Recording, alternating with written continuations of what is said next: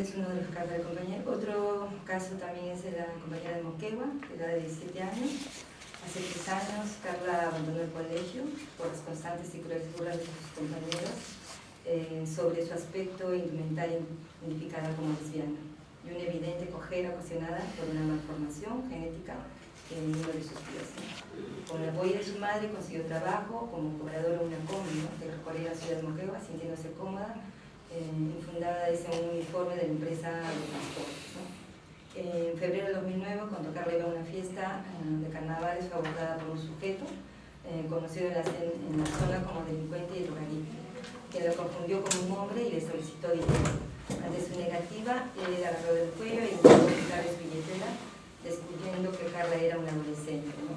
El agresor, enfurecido, empezó a golpearla con patadas y puñetes, la arrojó violentamente al piso e intentó bajarle la ropa, vociferando con insultos xenofóbicos y amenazantes de violarla para hacerle el favor para que aprenda a ser mujer, ¿no? Carla luego posteriormente fue auxiliada por unos vecinos que le hicieron aviso a su madre. Esta no quiso hacer la denuncia, ¿no?, argumentando que su hija provocó esto al vestirse de esa forma como un vecino. Bueno, esto es uno de los tantos casos, podría ser una mínima casos que se encuentran en nuestro país, ¿no? Esto no sucede día a día con las lesbianas y bueno, me gustaría que más de mis compañeras podrían hablar un poco más, ¿no? Gracias. Bien, gracias a Luisa. Queríamos hacer el énfasis de que si bien no se dan los nombres de manera abierta, las organizaciones que están acá, la Defensoría, pueden ponernos después en coordinación porque los casos son existentes. De repente los medios de comunicación pueden preguntar, pero los nombres en la conferencia no los podemos dar, pero sí se puede hacer seguimiento a cada una de estas experiencias dolorosas de mujeres lesbianas.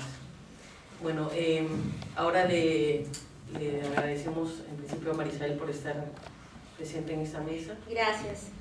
Bueno, en primer lugar es curioso cómo en toda la jurisprudencia internacional que hemos podido acopiar no existen pronunciamientos sobre casos como los que nos acaba de narrar Luisa. O sea, lo que yo voy a decir son ya avances normativos, jurídicos y hasta de jurisprudencia con respecto a la no discriminación que tenemos derecho las personas independientemente de nuestra orientación sexual y nuestra identidad de género. Pero no hay un caso que haya sido llevado, ¿no?, que tenga justicia a nivel nacional o internacional por este tipo de violaciones. Y lo que nos lleva a pensar que la realidad que tenemos las mujeres lesbianas, trans en el país es que no tenemos condiciones para denunciar. No tenemos garantías para poder denunciar cuando nos discriminan y nos violentan de la manera, y esto está como una cifra oculta en el olvido, en la indiferencia del sistema. No entramos siquiera al sistema, ¿no? tenemos las condiciones mínimas para poder ir y por lo tanto no hay ningún tipo de pronunciamiento. Y yo quería resaltar aquí que es importante el trabajo que vienen haciendo las lesbianas Lima, la articulación de lesbianas Lima con la Defensoría del Pueblo para poder abrir en el sistema de quejas de la Defensoría un espacio, un mecanismo para el cual se empiecen a documentar este tipo de vulneraciones y que las lesbianas tengamos una opción con la confidencialidad del caso de poder empezar a presentar este tipo de denuncias, ¿no? Lo digo ¿por qué? Porque entonces lo que yo voy a hablar va a sonar de mucha avanzada y de mucha brecha entre lo que se ha logrado a nivel jurídico y lo que acabamos de escuchar. Entonces como quedaría desfasado si no hago esta primera mención, ¿no? A nivel del Sistema Internacional de Protección de los Derechos Humanos ya hay pronunciamientos, tanto de los comités que vigilan que se cumplan los tratados, como por ejemplo el Pacto de Derechos Civiles y Políticos que el Estado peruano ha firmado. Entonces, en el sistema internacional de derechos humanos, cuando un Estado firma un tratado y un mecanismo para que los ciudadanos y ciudadanas se puedan quejar, uno puede inclusive llevar un caso. Esto ha sucedido a nivel internacional en el caso del Comité de Derechos Humanos, que ha recibido casos de discriminación por orientación sexual e identidad de género y que los ha resuelto a favor de quienes han llevado sus casos. Por ejemplo, ¿qué es lo que ha dicho el Comité de Derechos Humanos? Lo que el Comité ha dicho: 1. Penalizar las relaciones homosexuales en la legislación penal de los países es discriminación. Las leyes que penalizan las relaciones homosexuales en la legislación penal de los países es discriminación. Ese es una primera idea, un primer mensaje, un primer logro que está establecido. Segunda cosa que han dicho también comités que vigilan tratados como el Comité de Derechos Humanos: si los estados prohíben el matrimonio entre personas del mismo sexo, ¿por qué a la vez desconocen los derechos que se generan o que podrían generarse entre personas que conviven y que son pareja y familia?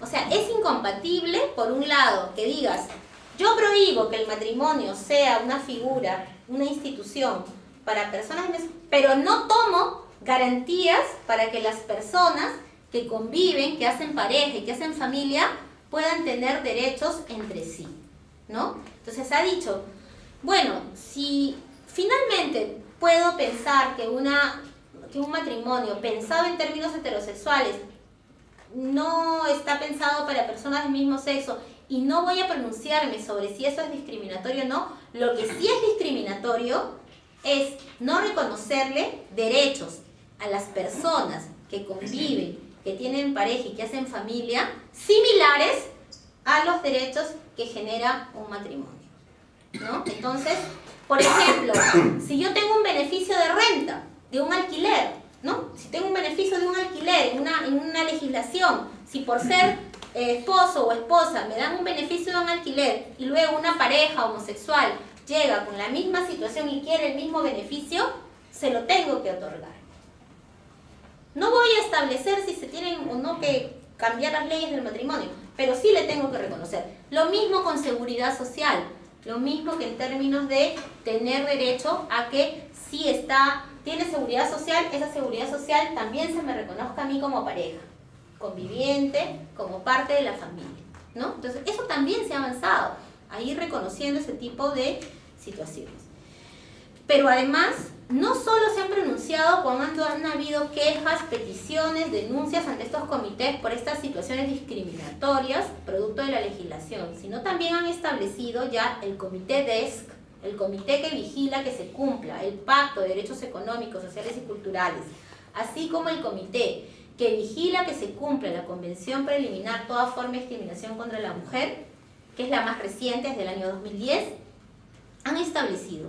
Nuestros pactos aseguran o establecen que toda persona tiene derecho en igualdad de condiciones a los derechos económicos, sociales y culturales, a la propiedad, a la educación, al trabajo, a la seguridad social, a la cultura, entre otros derechos. Ha establecido que las mujeres, que las lesbianas, que las trans tenemos igual derecho a que un Estado no discrimine, y no solo no discrimine, sino que garantice políticas públicas, medidas de acción positiva para que aseguren que no haya este tipo de discriminación.